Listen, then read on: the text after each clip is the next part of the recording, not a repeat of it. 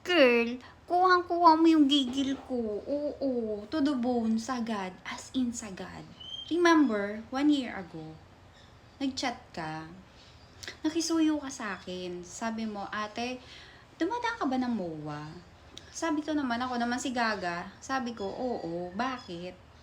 Sabi mo, makikisuyo ka lang. Bibilhin mo yung shoe. Magpapabili ka ng shoes na sa buong pag-aakala ko, babayaran mo. Pero never nangyari yun. Kasi nung sinend ko na sa'yo yung account number ko, never ka nang nag-seen sa mga message ko sa'yo.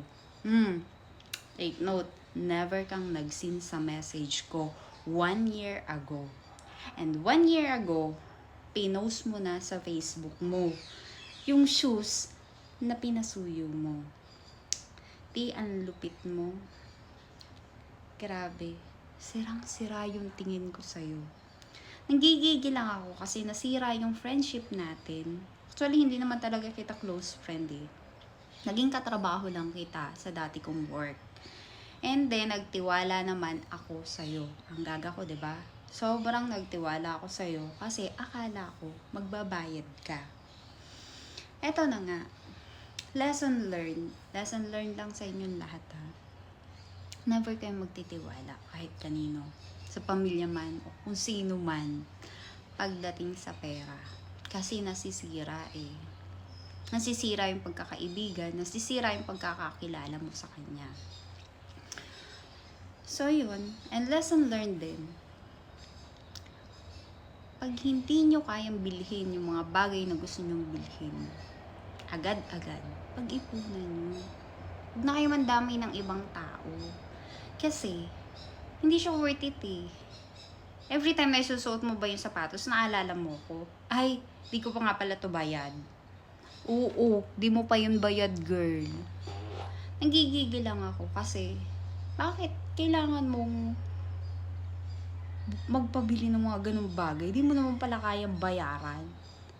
Branded pa. Sana ko 200 lang yun, 100, Diyos ko. Okay lang eh. Kaya lang hindi eh. Nakakainis lang. Nakakairita lang. Ito lang. Sana maging lesson sa inyo, sa'yo, na pag may bagay kang hindi mo kaya pambilhin, pag-ipunan mo. Dahil dadating din ang time na mabibili mo lahat ng gusto mo. Basta ngayon, mag-ipon ka. Pag-ipunan mo. Hindi ko naman nilalahat ng nakikisuyo ay hindi nagbabayad. Kaya nga nagtiwala ako, 'di ba? Nagtiwala ako kasi alam kong magbabayad. Pero hindi eh, sinira mo. Nakakagigil lang kasi ipinost mo pa sa Facebook mo. Nakapublicity pa. Oo, nakapublic ka pa. Okay lang sana eh, kung inano mo ko eh, hinide mo ko. Hindi mo ko hinide eh. Parang proud na proud ka pang suot mo yung sapatos na hindi mo binayaran. Ano yun, T? Thank you. Thank you na lang. Well, sa lahat ng nanonood nito, sorry. Kasi, naglabas ako ng sama ng loob dito pa sa social media. Pero, gusto ko lang iparating din sa inyo na lahat ng bagay kaya nating bilhin. Basta ngayon, pag-ipunan lang natin. Huwag nating atatin lahat ng bagay.